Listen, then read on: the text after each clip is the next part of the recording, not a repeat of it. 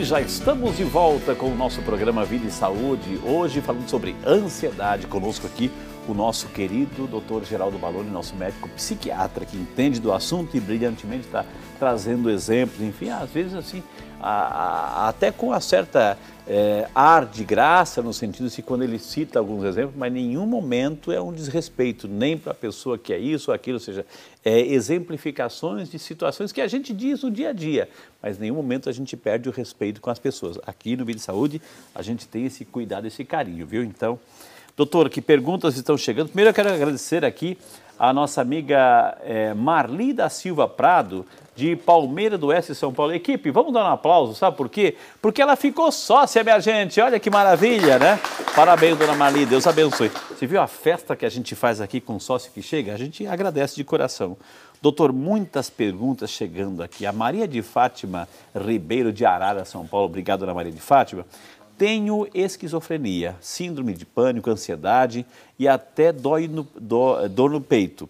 Gostaria de saber se há algum método quando essas crises aparecem, doutor. Pergunta a nossa amiga Maria de Fátima. Bom, é claro que o ideal é não ter mais as crises, né, que elas não apareçam. E elas não aparecerão se o tratamento estiver absolutamente correto. Agora, a nossa vida, ela tem solicitações, tem altos e baixos, né, não é uma constante.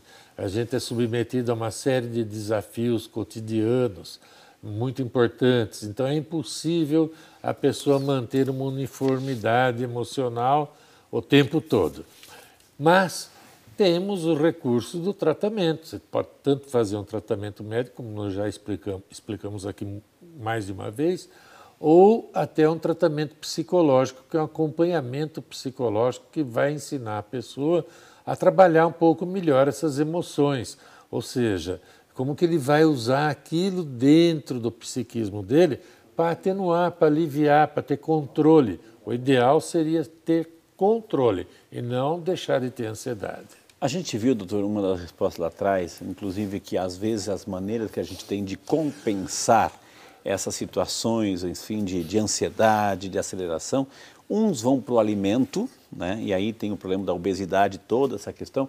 Outras pessoas podem buscar, por exemplo, no alcoolismo ou nas drogas, essas compensações. Então, ansiedade, alcoolismo, ansiedade, drogas, doutor.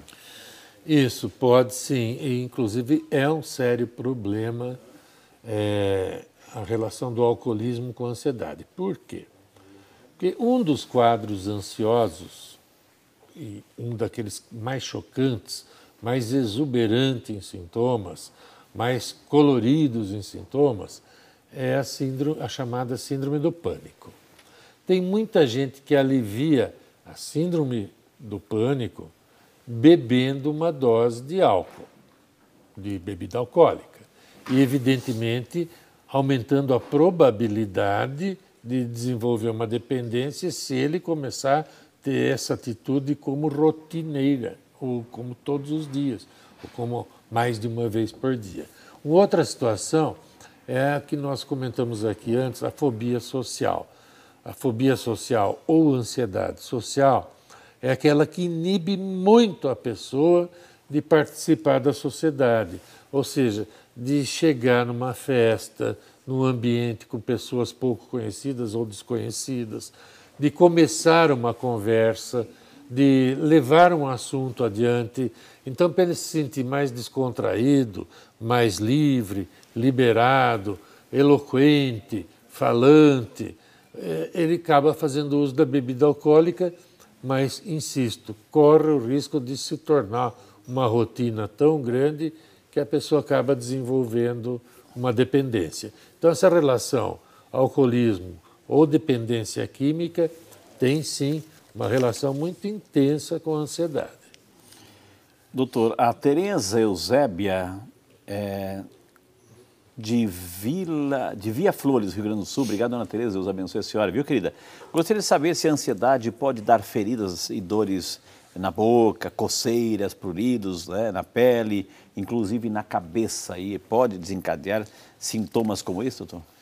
Então, eu gostaria que se entendesse a ansiedade de uma maneira muito variada em termos de sintomas, porque cada pessoa pode manifestar sintomas de um jeito.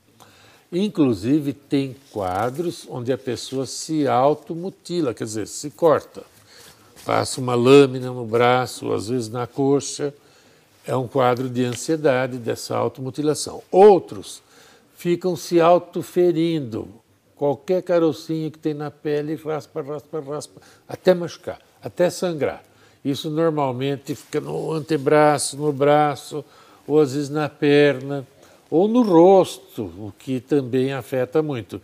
Esse quadro não deixa de ser um dos aspectos dos transtornos compulsivos da ansiedade. Como nós já tínhamos descrito um bloco antes, que a ansiedade pode ter compulsões. Essa compulsão é uma delas. Doutor, eu vou colocar uma situação, por exemplo, uma pessoa que está grávida, uma mulher que está grávida, está na gestante e vive toda aquela ansiedade do bebê, enfim, todos aqueles medos, o cuidado excessivo. Isso passa para a criança? Tem um fator também genético, hereditário aí, doutor? Existem trabalhos nesse sentido dizendo que o feto pode manifestar perfis emocionais consoantes à emoção da mãe. Ou seja, ele sente a emoção da mãe? Há trabalhos que sugerem que o feto sente, sim. Okay. Agora, evidentemente, a maior transmissão mesmo é no DNA, né, na genética. Mãe ansiosa tem uma probabilidade grande. Ah, existe?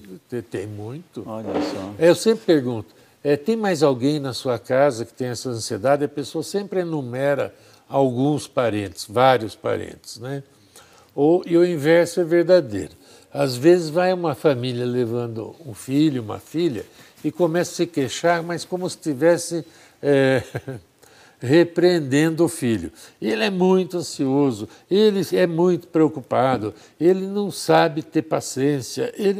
Aí eu mudo um pouco de assunto para disfarçar o ambiente, para o pai não perceber, e aí eu pergunto, e o senhor acha que ele puxou mais para o pai ou para a mãe? Ele é o escrito. Entendi. Entendeu? Então, quer dizer, dizem que o que é herdado não é roubado, né? Então, o menino é a cópia do pai, quer dizer, ou da mãe. Venham se tratar os dois. Né? Não pode recriminar a pessoa que é igualzinho você. Agora, doutor, de repente a gente brinca com a palavra. Eu sou muito ansioso, a pessoa ansiosa, o fulano é ansioso, tem aquela ansiedade. De repente a gente banaliza, como também banaliza muitas vezes com a depressão. Eu estou meio deprê, e de repente não é qualquer sintoma que é depressão. Então, quais são os sintomas que identificam para quem está em casa assim, poxa, eu tenho esses sintomas, logo eu sou ansioso? Exatamente. Os critérios para a ansiedade passam primeiramente num sentimento de preocupação constante e continuada e muitas vezes imotivada, quer dizer, sem motivo. Ok, mas uma mãe também está preocupada com o filho, etc., que tem essa preocupação constante, não é isso? Não, não é isso. Eu acrescentei no final a palavra imotivada. Okay. Quer dizer, não tem uma motivação certa. Segundo, que principal característica é a participação física, orgânica, como eu havia dito no começo, que não é uma questão eminentemente emocional. Então, o que ela vai ter? Sintomas que a gente chama de autonômicos.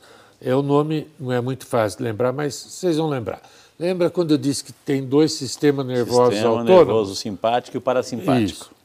Frei, a memória é boa. Então, esse sistema nervoso chama-se sistema nervoso autônomo. Funciona sozinho. Então, os sintomas que eles ocasionam são sintomas autonômicos do sistema nervoso autônomo. Que seriam o quê?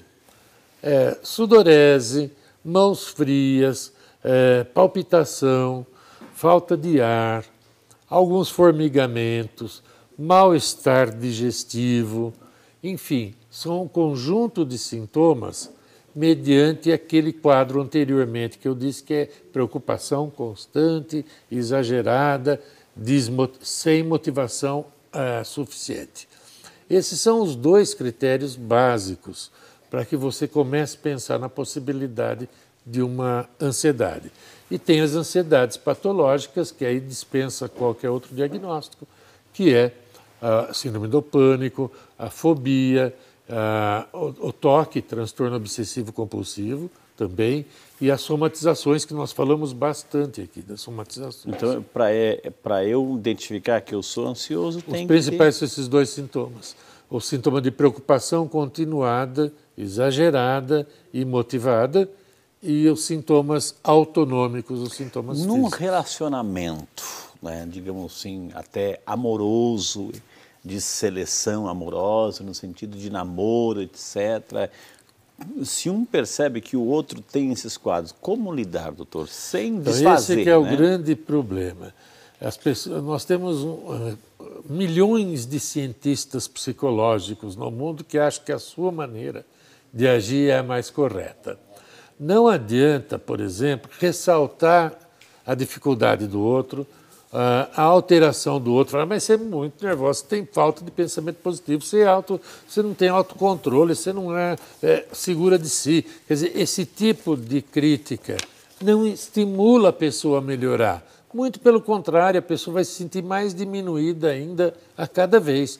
Então, num relacionamento, quando você percebe alguma alteração nesse sentido, eu acho que a pessoa tem que entender que esse relacionamento, quando é franco, sincero, duradouro, é um relacionamento que vai se manter, teoricamente, para sempre. Então, ele tem que pegar, acolher e saber ajudar essa pessoa a procurar um auxílio, procurar um tratamento, não ridiculariza. Tem muita gente que fala, você fica tomando esse monte de remédio, você tem que ir na psicóloga. Não, aqui da minha família quem é louco é você, hein? Não sou eu. Você que faz tratamento. Terapia, nesse sentido, é importante, doutor.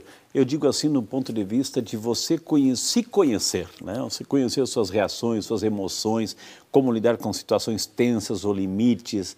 É importante esse acompanhamento terapêutico? É muito importante, muito. Depois, com o tempo, cada um vai abusar de sua inteligência pessoal e desenvolver um tipo de raciocínio, de pensamento, de compensação que alivia a própria ansiedade. Então, por exemplo, vou dar um exemplo bem banal, claro, que a gente pode fazer com o tipo de raciocínio.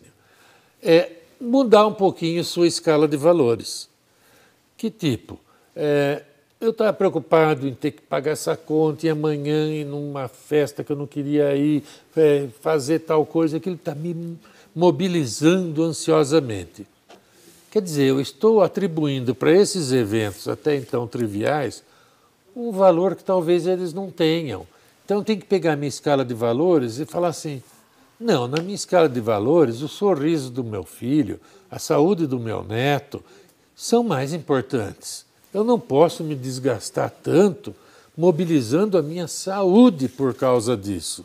Essa é uma maneira de desenvolver um pensamento, aí cada um desenvolve o seu, né? Okay. Mas é uma forma de você ir contornando. E tem muitos, além dessa escala de valores, existem muitos outros. Que maravilha, gente. Quero mandar um abraço ao nosso amigo Leonardo, seu irmão, não? Está acompanhando, né? Meu irmão. Parabéns, Leonardo, pelo mano aqui, né? Excelente aí.